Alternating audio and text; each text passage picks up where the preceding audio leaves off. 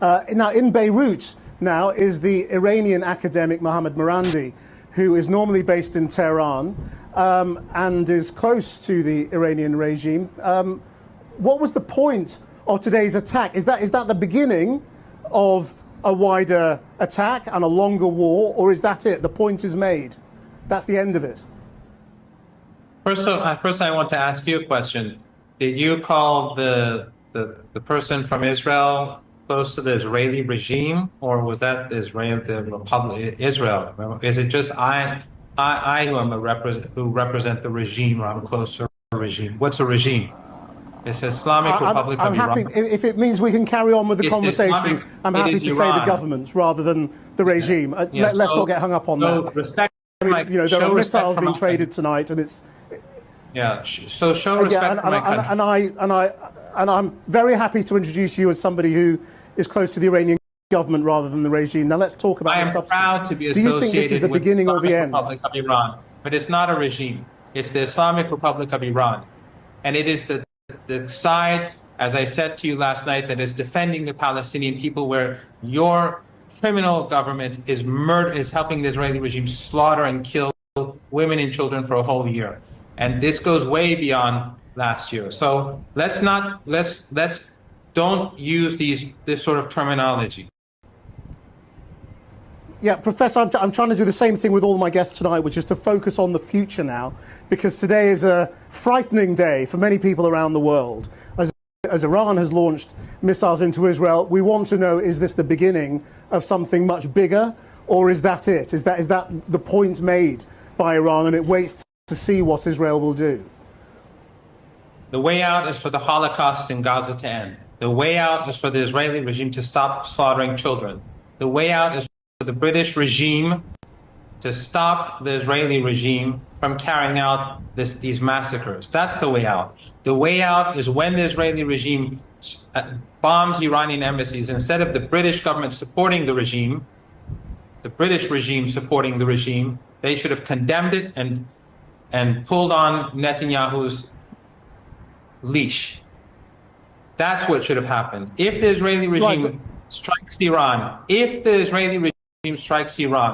they will be hammered into submission. Iran has many more missiles, hundreds of thousands of missiles and drones that can come their way. And Hezbollah's military capabilities, as I told you last night, are untouched. So, and by the way, all that great intelligence gathering capabilities, why didn't they know that Iran was about to strike? Why didn't they know anything? So obviously, well, they did, Iran because is you told them. But the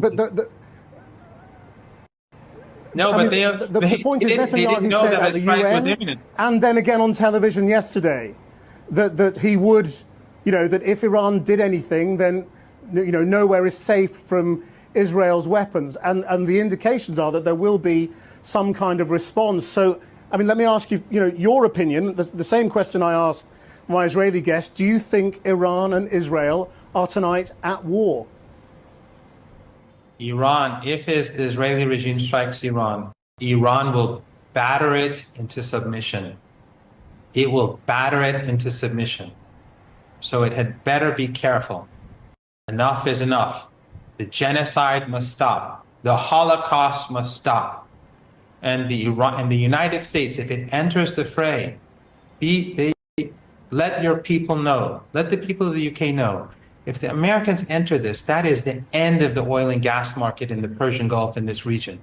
The price of oil will go up into hundreds of dollars. The global economy will collapse. Millions of people will be on the move, and many of them will be coming your way. So people in the UK and Western countries should put pressure on their governments to end this Holocaust. It's very easy. Stop the Holocaust. Stop the genocide. It's not very complicated. It's not rocket science.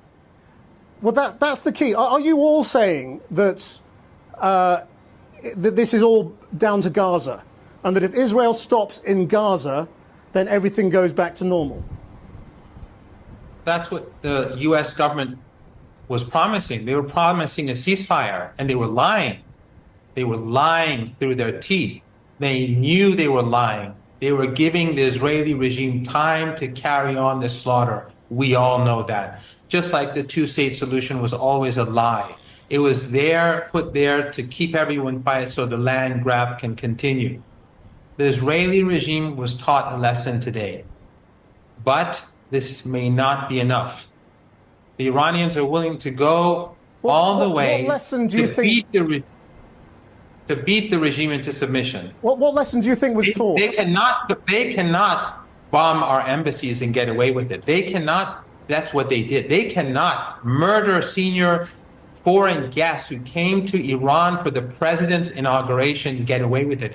Your government is responsible for this. Your government allows the Israelis to bomb Syria, to bomb the occupied West Bank, to bomb and slaughter in Gaza, and you're constantly justifying it. Your government is constantly trying to make it seem as if the Israeli regime has the right to do this. It's more hypocritical than any empire in the past.